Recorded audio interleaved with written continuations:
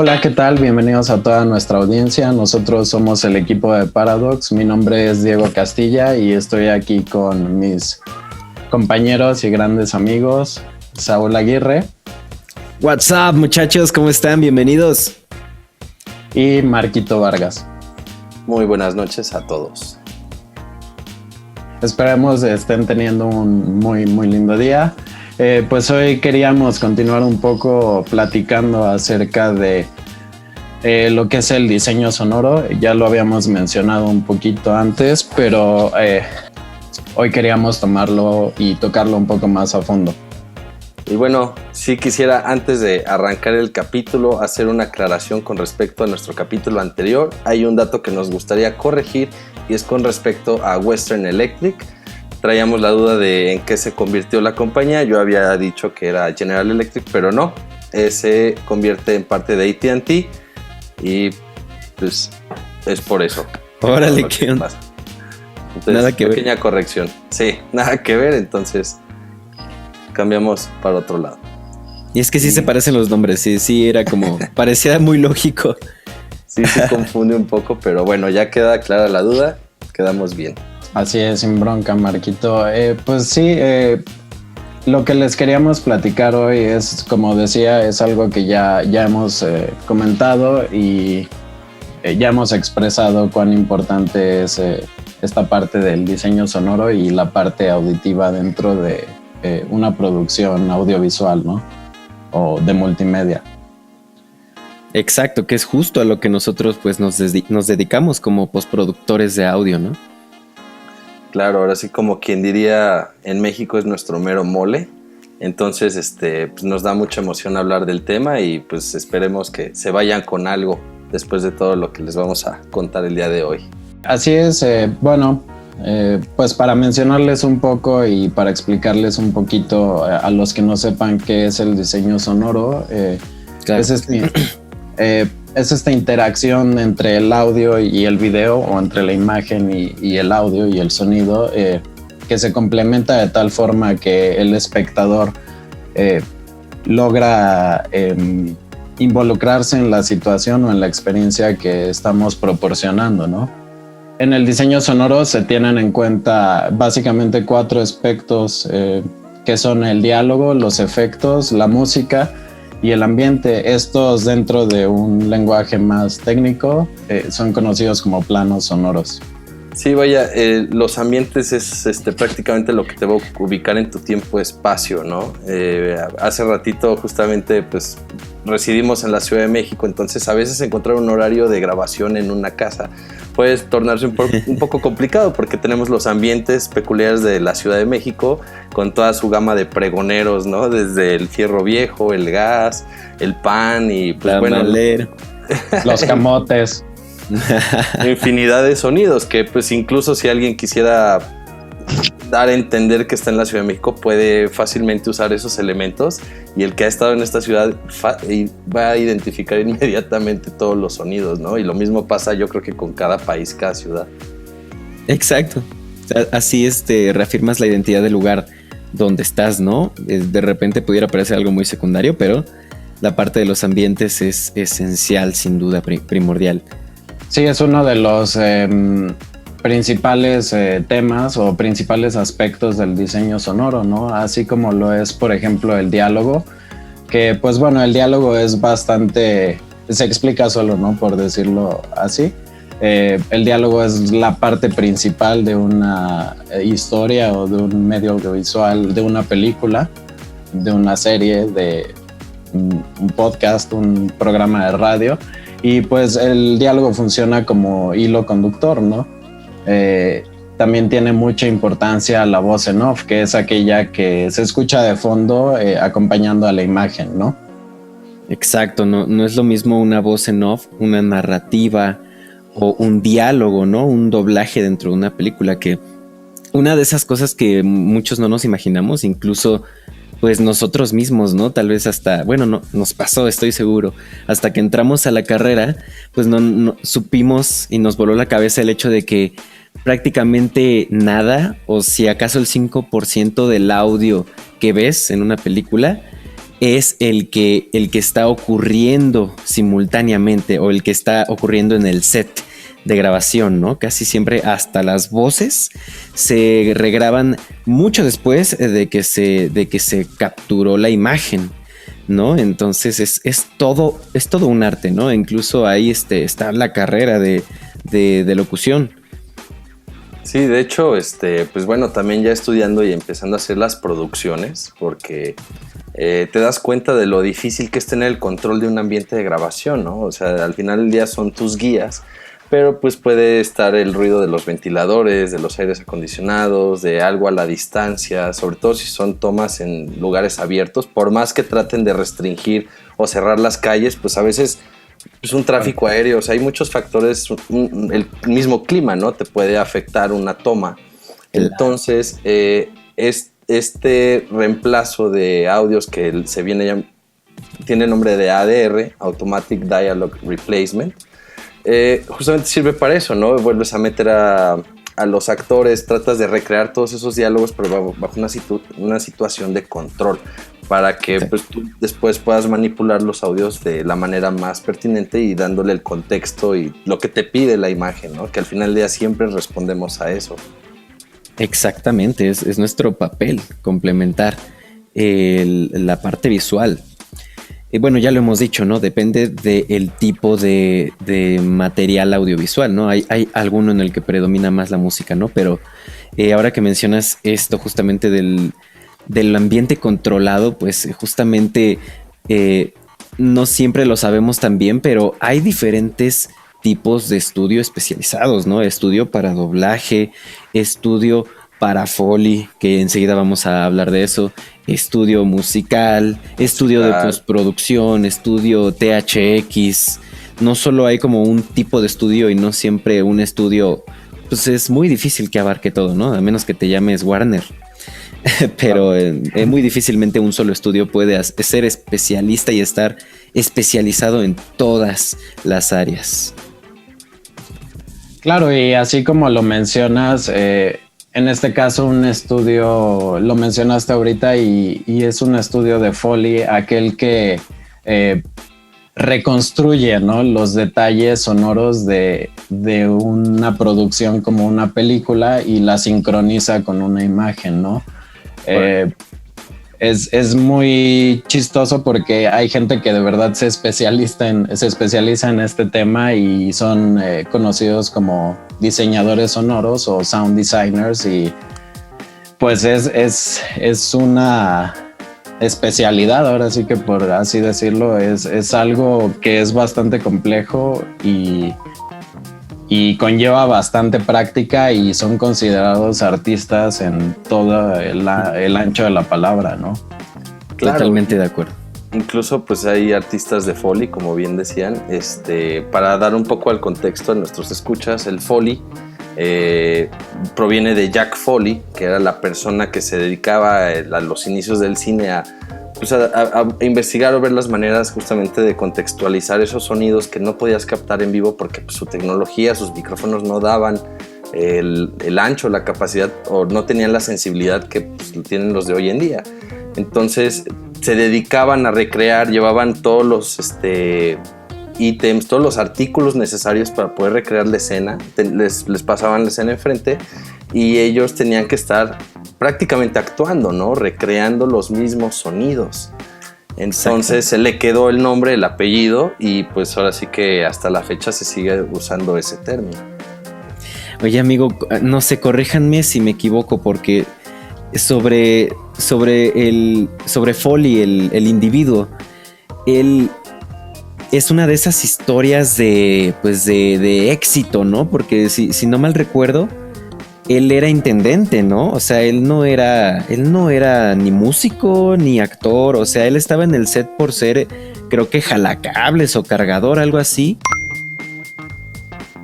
Y precisamente por tener esta propuesta de vanguardia, pues bueno, hoy en día él lleva su nombre, ¿no? Esta parte del diseño sonoro. De Foley. Oh, qué interesante. Yo no sabía, pero estaría bueno checar el dato y pues no lo dudo, ¿no? ¿Cuántos casos no hay así de que es estar en el lugar indicado en el momento indicado.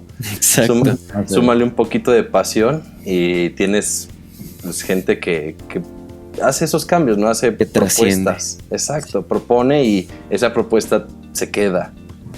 Sí, pues fíjense que hablando un poco de la historia del diseño sonoro, es un término que es relativamente reciente, ¿no?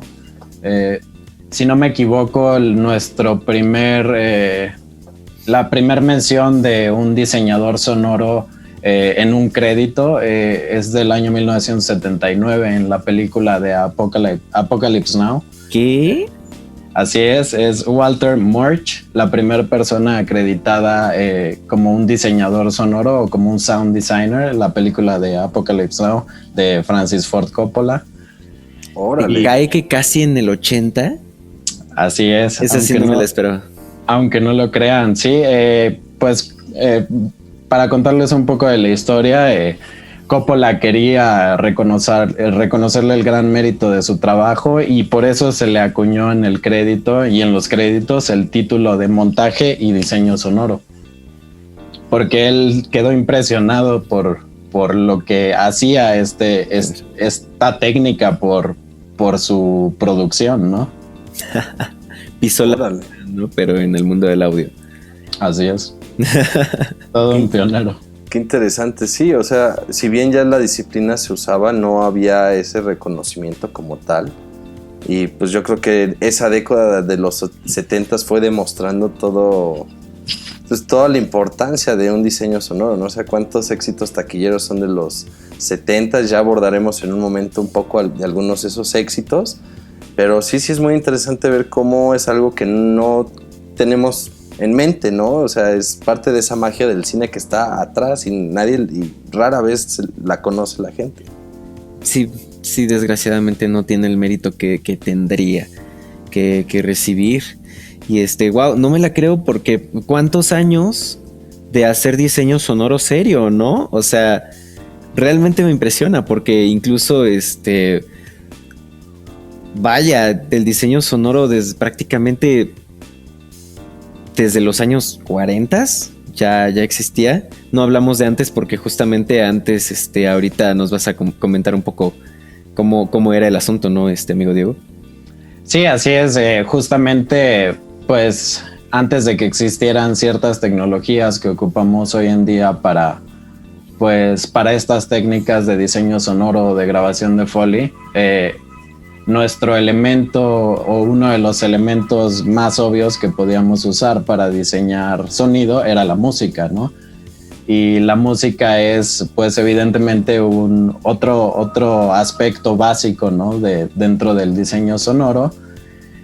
Y la música en una producción visual o audiovisual puede funcionar como narrativa o diegética, esta palabra que es de etimología griega, que significa narración o explicación, ¿no? Entonces, pues sabemos que la música puede ser de manera narrativa, por dar un ejemplo, alguna película que sea un musical, o por ejemplo se me viene a la mente la película de Ray, que es la historia de Ray Charles. Claro. Sí. Que la cual ganó un premio Oscar a Mejor Sonido en el año 2004, ¿no? También le valió un premio de la Academia como Mejor Actor a Jamie Foxx. Órale. No, pues sí es... Y bueno, es muy interesante cómo todas estas limitaciones también vienen por cuestiones tecnológicas. Hoy en día, bueno... por recordar un poco esas caricaturas que, bueno, ya tienen los años, pero pues de chiquito te las siguen transmitiendo en ciertos canales porque son clásicos. Entonces esas caricaturas en blanco y negro de Mickey Mouse o de los Merry Melodies, de todas esas caricaturas que empezaban como que usaban el recurso musical para terminar de hacer toda esa historia, ¿no? Cuántos golpes, cuántas caídas no eran como instrumentos, ¿no? O sea, platillos, baterías, incluso hasta, ¿cómo se llama que le soplas y cambia el pitch hacia arriba así? ese mero, no recuerdo el nombre, pero todo eso se usaba, ¿no? Sí, un gran ejemplo es, por ejemplo, como los que has mencionado y una de mis caricaturas favoritas o probablemente mi favorita, que es Tom y Jerry, hace uso de este recurso, ¿no? Porque evidentemente sí había Follies, tal vez no se llamaban Follies en ese momento, pero sí había pues sonidos grabados, ¿no? De incidentales, ¿no? Exacto, como gritos o a lo mejor algún plato rompiéndose o a lo mejor algo cayéndose, pero como dice Marquito, el recurso principal era la música, ¿no? Cuando tú ves a Tom caminar de cierta manera o algo, es en realidad el piano o una marimba haciéndolo, un xilófono, es la orquesta interpretando la imagen, ¿no? Lo cual pues ya hemos platicado y conlleva no solo un gran talento, sino pues un gran conjunto, ¿no? Claro, siempre un trabajo audiovisual es un equipo de muchas personas, no se puede perder de vista. Sí, exacto. Pues, y ese es otro de los aspectos, ¿no? En el cual la música puede funcionar como diseño sonoro, que es la música incidental, que es cuando el emisor de la música que acompaña la escena no es visible en la misma, ¿no?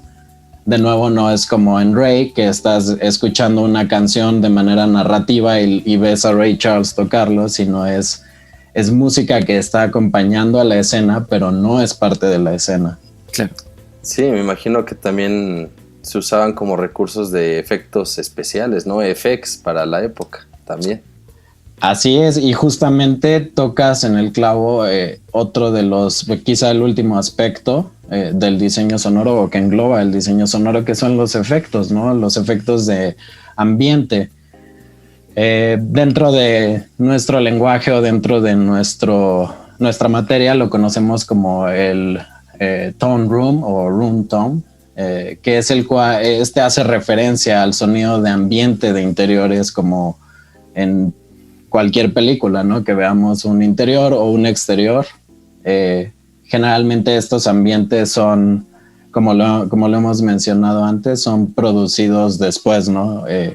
Sí se llegan a hacer ciertas tomas del lugar, pero toda la magia sucede en la postproducción. Claro, y justamente pues las herramientas que nos permiten hacer todo esto se les llaman procesadores de señal, ¿no? Entonces aquí tenemos una herramienta que prácticamente desde que se hace la grabación se dan cuenta que los micrófonos pues tienen cierta limitante, ¿no? No funcionan tal cual como el oído, sí tiene una captación, pero esa señal es de alguna manera cruda y le falta tener ciertos procesos que nuestro oído ya biológicamente hace, ¿no? O sea, por decir algo rápido, un compresor, nuestro tímpano funciona como un compresor natural, ¿no? Se ajusta a las intensidades de volumen, de señal que está percibiendo, de la presión atmosférica, y eso no lo tiene un micrófono. Entonces le tienen que empezar a desarrollar como tecnologías para ir complementando esa señal, ¿no? Y poderla manipular de la mejor manera. Decía Peter Zinda, que es un diseñador sonoro, él ha estado en Metal Gear Rising y en películas como Pacific Rim. Entonces, pues ha colaborado con Del Toro. Del Toro por algún motivo lo habrá seleccionado, y él menciona que el diseño sonoro no es una disciplina técnica, sino que hace sentir a la audiencia o al jugador algo, ¿no? Sí, si bien sí tienes que tener conocimientos técnicos, solamente son herramientas, pero uno debe de generar esa interpretación de la realidad, ¿no? De cómo voy a lograr que ese sonido se adapte de mejor manera a un contexto que está en la película. Así ¿no? es. Entonces se dice que el micrófono capta el sonido, pero no necesariamente capta la experiencia, ¿no? Órale. Sí, es un gran ejemplo que hemos platicado antes. Mi ejemplo favorito es, por ejemplo, Jurassic Park, ¿no? ¿Cuántas veces hemos preguntado o cuántas veces te has preguntado cómo suena un dinosaurio, ¿no? Ya es algo que hemos mencionado y evidentemente ningún ser humano de la historia ha escuchado cómo suena un dinosaurio. Sí, ay, perdón. No sé. Te iba a comentar que justamente esas herramientas van mejorando. Cada vez los procesadores se van actualizando y van siendo más precisos. Entonces, a todos esos procesos en un estudio se les dice periféricos, ¿no? Todo empezó siendo físico. Les dicen fierros en México, así más vulgarmente, pero es todo el sistema de procesadores que ves luego en las fotos o cuando pasan en los estudios, que tienen varios como módulos formados en unos muebles y que tienen bastantes perillas y medidores y todo eso. Bueno, pues justamente es una periferia donde mandas toda tu señal, ¿no? Hoy en día, pues ya tenemos todo digital, tenemos los plugins que son DSP, son procesadores de señales digitales. Ya tenemos la potencia para estar usando ese poder que emulan de mejor manera esos equipos viejos, ¿no? Que tanto se han usado. Por nombrar algunos procesadores, pues tenemos ecualizadores, procesos dinámicos que pues van a afectar el volumen de mi señal. Compresores, limitadores. Exacto, todos esos. Tenemos los de pitch que cambian el pitch y el tiempo, ¿no? Las cintas tienen esa habilidad. Tenemos los reverbs, las reverberancias, que es lo que nos va a dar esa sensación de espacio. Apertura y grandeza, exacto. Exacto, ¿no? El famosísimo, se oye que estás en el baño. Pues es que es la reverberación del baño la que te delata que estás en un baño. Claro, exacto. Es el material con el cual está construido, que es altamente reflejante y pues evidentemente el sonido rebota, sabemos que viaja a una velocidad muy alta, entonces hay muchísimos rebotes y eso es lo que da esta sensación de baño, ¿no? Claro. Exactamente. Entonces, entre tu delay y tu reverb puedes posicionar a que la persona, si la escena es una cueva y a lo mejor no grabaste en una cueva, se grabó en un estudio de grabación de Hollywood. Exacto. O de Churubusco, estudios Churubusco, pues bueno, exacto. Entonces tú tienes que por medio de esos procesadores darle intención que esté en un cañón o esté en una cueva, en una catedral. Tenemos también procesadores que saturan señal, que reducen el ruido y que pues modulan incluso la señal, ¿no? O sea, ya la cantidad de ejemplos que tenemos es enorme. Me gustaría ponerles unos breves ejemplos, son 3 ejemplos ahorita, de cómo se escucha una grabación de micrófono real, así como en un ambiente, puede ser en la calle, en un estudio. Y el siguiente audio que va a sonar ya es como con toda esta cadena de procesos para que ese sonido, pues como lo mencionamos, pueda entrar mejor en la escena. Es el resultado final. Entonces, en nuestro primer ejemplo tenemos algo que se llama Metal Magic. Es la grabación de como un fierro que hace así de película de terror. Y vemos cómo puedes cambiarle el sonido de manera que se escucha como algo supernatural, ¿no? Voy a poner ahorita el ejemplo.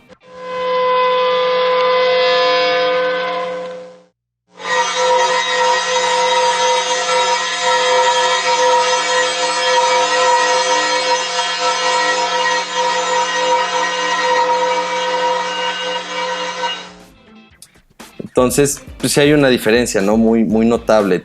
Como segundo ejemplo rápido, voy a poner una metralleta. ¿Cómo se escucharía si lo escuchas en la calle? Bueno, en México, pues creo que bastante gente sabe perfectamente cómo suena un arma de fuego. Ves saludos al norte. Saludos al todo el país. Entonces, pues bueno, la gente sabe que pues, en las películas así no suenan las armas. Entonces, de igual manera pongo breve el ejemplo sin y después con proceso.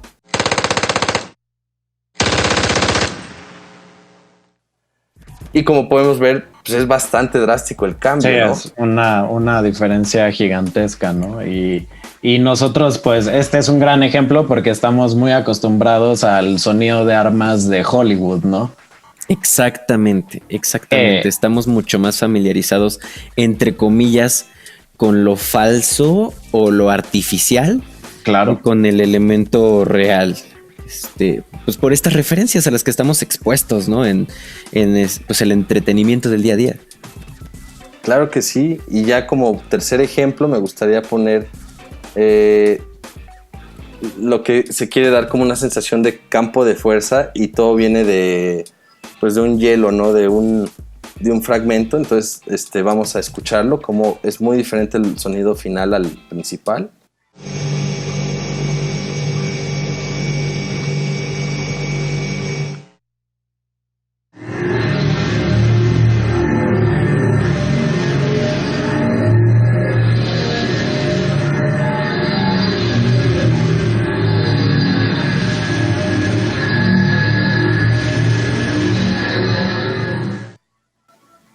Y pues ahí lo tenemos, ¿no?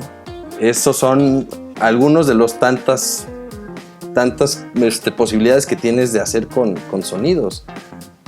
Sí, con procesos de efectos y la aplicación de efectos a un sonido que si tú lo escuchas crudo, pues no suena a algo, ¿no? Es como una pintura que no está terminada. Tú ves los primeros trazos y no sabes lo que es, pero una vez que lo ves terminado, dices, wow, ahora hace todo el sentido del mundo.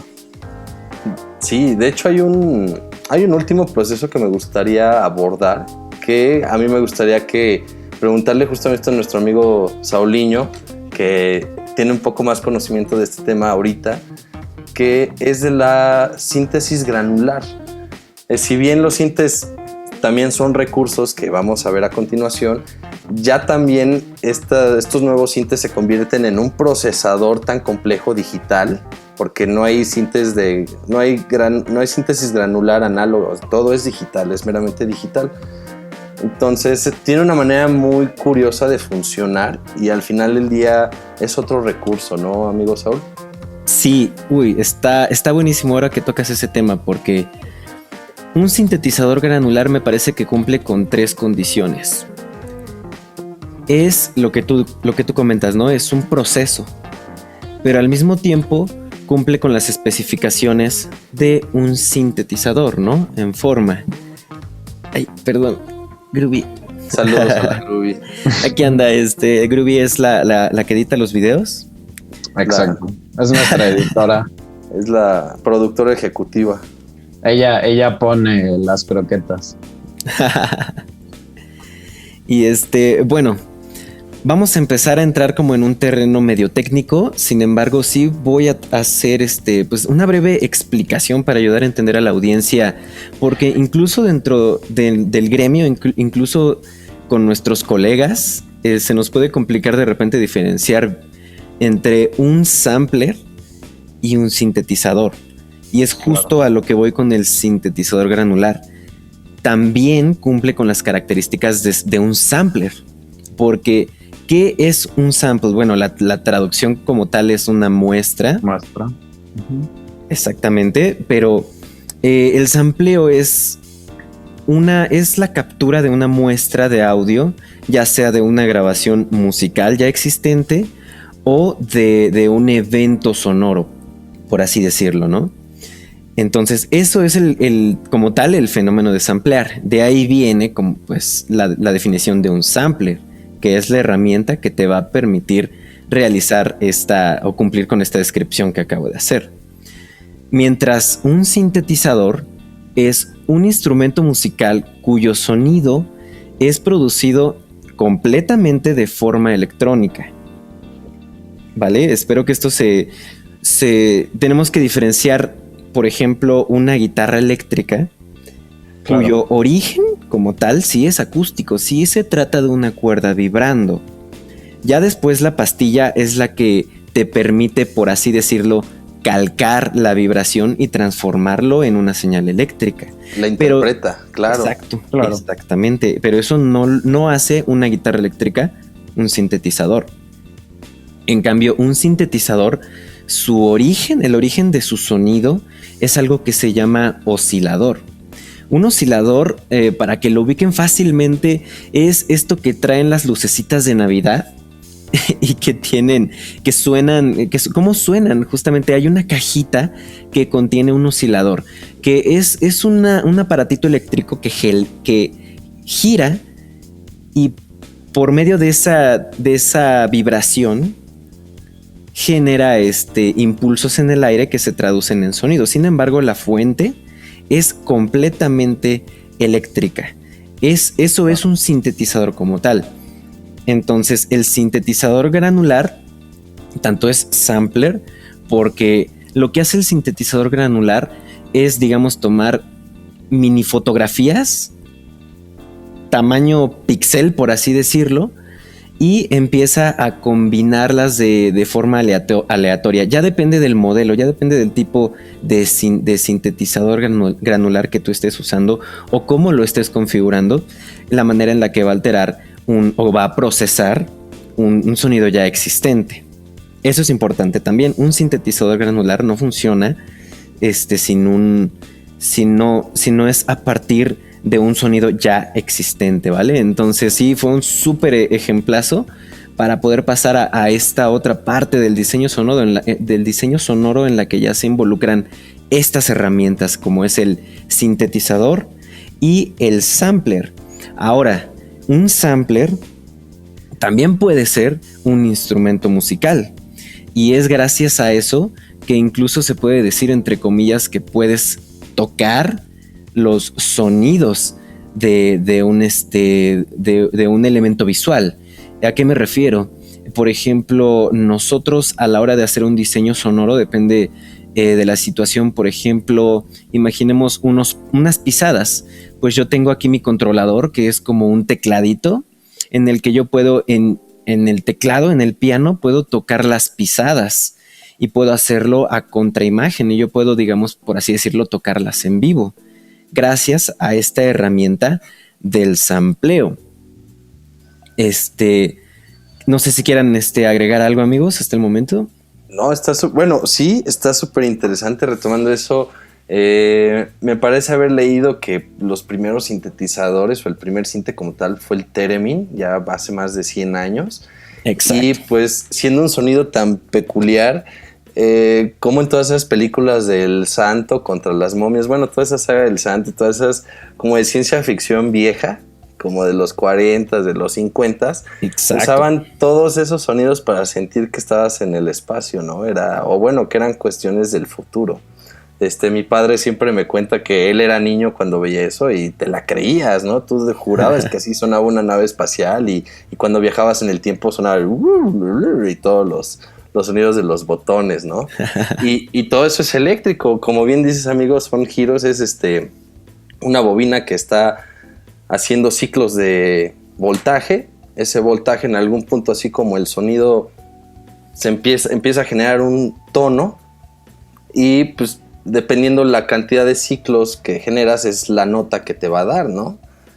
Entonces eso así está, bueno, pues la manera en que se dieron cuenta de eso debió haber sido, no sé si ya entrando en conspiración, pues al final ya era tecnología militar, ¿no? Lo es. Yo quisiera pues mostrarles este ejemplo para que esto que acaba de comentar mi amigo Saulito sea más claro, ¿no? Este es un sampleo musical.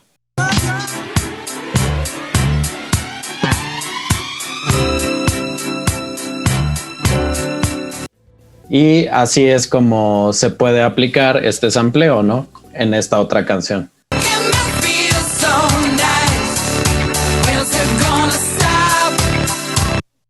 Y este es un sampleo que podemos ver que está hecho para una película o para un medio audiovisual.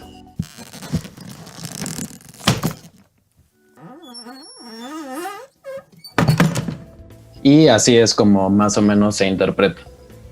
Muchas gracias, amigos. Sí, súper buenos ejemplos, y le das al clavo, amigo Marco, en que los sintetizadores, por su naturaleza artificial, por así decirlo, funcionan súper bien para la ciencia ficción o para el terror, por ejemplo. En cuestión de terror también hay un mundo muy, muy grande en el territorio del Foley, ¿no? Esta parte artística de buscar generar sensaciones en el público, como miedo, como estrés, y ahí justamente los elementos musicales obviamente, ¿no? Obviamente que la música es muy comunicativa, entonces es uno de los primeros involucrados al momento de generar una sensación en el público.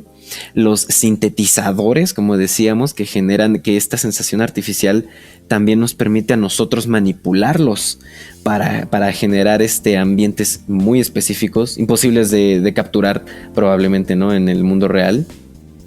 Claro. Y digo, además de la parte de la captura, ¿no? De como tal el Foley, el ambiente y esa parte que es la captura de sonido. Totalmente, ¿no? Lo que estamos viendo es que ya empieza a haber también una línea entre todos, ¿no? Como los sampleos se podrían considerar un Foley que se reusa, genérico, ¿no? Y con los procesadores tú puedes manipular ese sampleo, y con esos sampleos haces librerías, y ahorita pues así es como mucha gente ya trabaja, ¿no? Tú descargas, compras librerías y te pones a manipularlas con todo el conocimiento que tengas de proceso, ¿no? Proceso digital o análogo. Síguenos en redes como Paradox Studios y no te pierdas la segunda parte de este capítulo.